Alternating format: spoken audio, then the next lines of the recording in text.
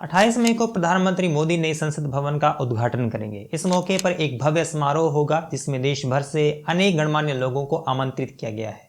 लेकिन इस कार्यक्रम का करीब 19 से 20 विपक्षी पार्टियों ने बहिष्कार किया है, जिनमें कांग्रेस, टीएमसी और आम आदमी पार्टी मुख्य हैं। इनका कहना है कि संसद का उद्घाटन मोदी को नहीं बल्कि राष्ट्रपति द्रौपदी मुर्मू को करना चाहिए, जबकि उनको तो बुलाया ही नहीं गया है। इसके अलावा मोदी नए संसद भवन में सेंगोल को भी स्थापित करेंगे। वहीं इसको लेकर भी विपक्षी सवाल उठा रहे हैं। इस वीडियो में हम सभी बुनियादी पहलुओं को कवर करने की कोशिश करेंगे। आखिर ये नई संसद कैसे बनी, क्यों बनी और ये सेंगोल क्या है, इसको स्थापित करना क्या सही है या गलत है, विपक्षी पार्टियों के बहिष्कार के क्या मायने हैं। हम 28 मई के उद्घाटन पर आए उससे पहले हमें नई संसद के बारे में बुनियादी जानकारी हासिल कर लेनी चाहिए, ताकि उसके बाद की बातें आसानी से समझ में आ सके। अब जिस बिल्डिंग की आप तस्वीर देख पा रहे हैं, यह हमारी वर्तमान संसद है, यानी हमारी पार्लियामेंट। इसका निर्माण अंग्रेजों के ज़माने में आज से करीब 100 साल पहले किया गया था। यह 1921 में बनना शुरू हुई थी और इसका निर्माण करीब 6 साल तक चला था, जिस पर 83 लाख रुपए का खर्चा आया था। लेकिन यह बिल्डिंग अब पुरानी हो चुकी है और बदलती दुनिया और तकनीक के अनुरूप इसमें सुविधाएं नहीं है, और साथ ही इसमें सदस्यों के बैठने की भी सीमित क्षमता है। इस बात को ध्यान में रखते हुए मोदी सरकार ने नए संसद भवन को बनाने का निर्णय लिया। एक बड़ा प्रोजेक्ट लाया गया जिसका नाम रखा गया सेंट्रल विस्टा प्रोजेक्ट, जिसके तहत एक नया संसद भवन बनना था, लेकिन इसके साथ और भी अनेक काम करने थे। इस पूरे प्रोजेक्ट का निर्माण 64,500 वर्ग मीटर एरिया में किया जाना था, जो कि पहले वाले से 17,000 वर्ग मीटर ज्यादा था। और नए संसद भवन पर 971 करोड़ रुपए की लागत बताई गई। ड्राफ्ट के अनुसार इस नए संसद भवन में 880 लोकसभा सदस्यों के बैठने की कैपेसिटी होगी, वहीं 384 राज्यसभा सदस्य बैठ पाएंगे। लेकिन अभी जो पुरानी वाली संसद है, इसमें 543 लोकसभा सांसद और 245 राज्यसभा सांसद बैठते हैं। लेकिन नए संसद भवन में यह क्षमता बढ़ जाएगी। साथ ही सभी सदस्यों के लिए अलग दफ्तर होंगे, जिनमें अनेक अत्याधुनिक सुविधाएं होंगी, क्योंकि पेपरलेस कामकाज की ओर बढ़ने का लक्ष्य है, इसलिए उसी दिशा में बढ़ने का प्रयास किया गया है। इसके साथ ही यहाँ कॉन्स्टिट्यूशन हॉल होगा, जहां पर भारत की लोकतांत्रिक विरासत को दिखाया जाएगा। इसके अलावा लाइब्रेरी, हॉल, भोजन कक्ष और पार्किंग जैसी सुविधाएं होंगी। इस पूरे प्रोजेक्ट को गुजरात की एक कंपनी ने डिजाइन किया था, जिसका नाम है SCP डिजाइन्स, और इस पूरे प्रोजेक्ट को बनाने के लिए सितंबर 2020 को बोली लगी थी। इसका ठेका टाटा प्रोजेक्ट्स लिमिटेड ने 861.90 करोड़ रुपए में हासिल कर लिया था। और उसके बाद 10 दिसंबर 2020 को प्रधानमंत्री मोदी ने इस नई संसद भवन का शिलान्यास किया और 3 साल बाद यह संसद आज बनकर तैयार हो गई है। अब आपके जहन में ये सवाल होगा कि संसद है कहाँ? दिल्ली में इंडिया गेट के पास जो पुरानी संसद है, उसी के पास इस नई संसद को बनाया गया है। अब इस संसद का उद्घाटन 28 मई को किया जाना है। साथ ही भव्य समारोह भी होगा। इस कार्यक्रम में शामिल होने के लिए सरकार ने अनेक लोगों को आमंत्रित किया है, जिनमें प्रदेशों के मुख्यमंत्री, सांसद, ब्यूरोक्रेट्स और अनेक विपक्षी पार्टियों को भी इसमें आमंत्रित किया गया है। लेकिन इस कार्यक्रम का करीब 20 विपक्षी पार्टियों ने बहिष्कार किया है, जिनमें कांग्रेस, टीएमसी और आम आदमी पार्टी मुख्य हैं। इनका कहना है कि इस संसद का उद्घाटन मोदी को नहीं बल्कि राष्ट्रपति द्रौपदी मुर्मू को करना चाहिए, जबकि उनको तो बुलाया ही नहीं गया है। इस उद्घाटन को लेकर राहुल गांधी ने भी ट्वीट करके आलोचना की है। केजरीवाल ने भी कहा है कि द्रौपदी मुर्मू को नहीं बुलाया गया है, क्या SC ST अशुभ हैं। वहीं मायावती ने कहा है कि इस पर राजनीति नहीं होनी चाहिए, द्रौपदी मुर्मू को बेवजह मुद्दा नहीं बनाना चाहिए।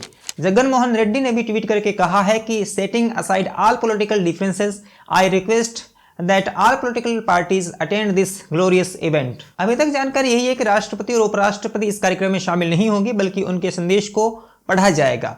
जब इस कार्यक्रम के लिए पूरे देश को ही आमंत्रित कर लिया गया है, तो राष्ट्रपति इस कार्यक्रम में शामिल क्यों नहीं हो रही? अगर राष्ट्रपति ने संदेश भेजा है तो निश्चित ही आमंत्रित किया गया होगा, या कोई और प्रोटोकॉल होता है। यह सरकार को स्पष्ट करना चाहिए, यहां पर मेरी आपत्ति है। दूसरी ओर विपक्षी पार्टियां विडंबनापूर्ण बातें कर रही है। इनको द्रौपदी मुर्मू के आश्रय दलित समाज का अपमान दिख रहा है। लेकिन यही वह पार्टियां हैं, जब राष्ट्रपति का चुनाव हुआ था तब द्रौपदी मुर्मू के खिलाफ यशवंत सिन्हा को उतार दिया था और एक मुश्त होकर उनको समर्थन दिया था। तब निर्विरोध द्रौपदी को चुना जा सकता था। तब दलित समाज कहां चला गया था? लेकिन राजनीति क्या न करवाए। और ये सेंगोल का भी विरोध कर रहे हैं। सेंगोल के बारे में अभी थोड़ी देर में बताऊंगा, लेकिन पहले जानिए कि कांग्रेस ने अपने समय में क्या किया था। 3 दिसंबर 2011 को मणिपुर विधानसभा का इनॉग्रेशन किया गया। करने वाले थे 2 व्यक्ति, एक उस समय के प्रधानमंत्री मनमोहन सिंह और सोनिया गांधी।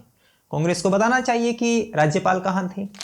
छत्तीसगढ़ में नवीन विधानसभा भवन का भूमि पूजन किया गया था। शिला पर 2 व्यक्तियों के नाम है, राहुल गांधी और सोनिया गांधी। अब कांग्रेस को बताना चाहिए कि राज्यपाल कहाँ है। और ऐसे अनेक उदाहरण हैं, लेकिन राजनीति के लिए राजनीति करनी है, विरोध करना है। अब आते हैं सेंगोल पर। बुधवार को गृह मंत्री अमित शाह ने प्रेस कॉन्फ्रेंस कर यह जानकारी दी कि नई संसद भवन में सेंगोल को स्थापित किया जाएगा। उसके बाद से सेकुलरिज्म पर काफी चर्चा हो रही है, लेकिन हमें इसके बारे में सच जानना जरूरी है। भारतवर्ष में एक चोल साम्राज्य हुआ, उस समय यह सेंगोल प्रचलित था। यह नीति परायणता का प्रतीक है, यह न्याय, सत्य और शक्ति का प्रतीक है। यानी यह धर्मदंड के रूप में उस समय उपयोग में लिया जाता था। जब कोई भी राजा बनता था तो उसको यह सेंगोल सौंपा जाता था, यानी सत्ता हस्तांतरण का प्रतीक था। जिसके पास यह सेंगोल होता उसकी संप्रभुता होती। तो यह एक तरह की रस्म हुआ करती थी और चोल साम्राज्य के जमाने में खूब प्रचलित थी। अब आ जाइए 1947 में, जब भारत आजाद हो रहा था तो अंग्रेजों को भारत को सत्ता सौंपनी थी। तो उस समय के वायसरॉय लॉर्ड माउंटबेटन ने नेहरू जी से पूछा कि सत्ता कैसे सौंपी जाए, यानी आपके यहाँ सत्ता हस्तांतरण की कैसी रिवाज है, उसी रस्म को अपनाया जाए। नेहरू जी को कोई आइडिया नहीं था। उन्होंने इस बात को सी गोपालाचारी के सामने रखी। गोपालाचारी भारतीय इतिहास और संस्कृति के जानकार थे। उन्होंने सेंगोल के बारे में सुझाया कि हमारे यहाँ इस तरह की संस्कृति रही है। उसके बाद मद्रास के स्वर्णकार वोमिंडी बंगारू को सेंगोल बनाने का काम सौंपा गया। इन्होंने ये सेंगोल बनाया जो आप तस्वीरों में देख पा रहे हैं। उसके बाद 14 अगस्त 1947 को शैव संप्रदाय के थिरुवावथुरई मठ के पुरोहितों ने अनुष्ठान पूर्वक नेहरू जी को यह सौंप दिया। उस वक्त इस तरह रस्म अदायगी की गई। उसके बाद से सेंगोल एक तरह से गायब हो गया। इसको इलाहाबाद म्यूजियम में रखा गया था, जिस पर लिखा था golden walking stick gifted to Pandit Nehru. भारतीय संस्कृति से कटे हुए होने की इंतहा देखिए कि इस सेंगोल को वॉकिंग स्टिक बताया जा रहा था। लेकिन इस सेंगोल के बारे में मोदी को मालूम चला तो इस संप्रभुता, नीति परायणता और शक्ति के प्रतीक सेंगोल को नई संसद में स्थापित करने का फैसला किया गया है। लेकिन आलोचकों का कहना है कि इस सेंगोल पर नंदी की प्रतिमा है और नंदी हिंदू धर्म से संबंधित है, तो यह एक तरह से सेकुलरिज्म के लिए ठीक नहीं है, संविधान के अनुरूप नहीं है। पहली बात तो यह कि सेंगोल भारतीय संस्कृति से जुड़ी हुई वस्तु है और इसे भारतीय संसद में स्थापित किया जा रहा है, तो इसमें कोई दिक्कत नहीं होनी चाहिए। और बात रही संविधान की, तो संविधान की मूल प्रति में ही भगवान श्री राम की तस्वीर है, कृष्ण अर्जुन की तस्वीर है, महात्मा बुद्ध और महावीर की तस्वीर है, शिवाजी और गुरु गोविंद सिंह जी की तस्वीर है। तब सेकुलरिज्म को कोई खतरा नहीं हुआ, तो इस सेंगोल से भी नहीं होगा। और आखिर में एक प्रतीकात्मकता से आपको रूबरू कराना चाहता हूं और यह आप पर छोड़ता हूं कि यह संयोग है या प्रयोग है।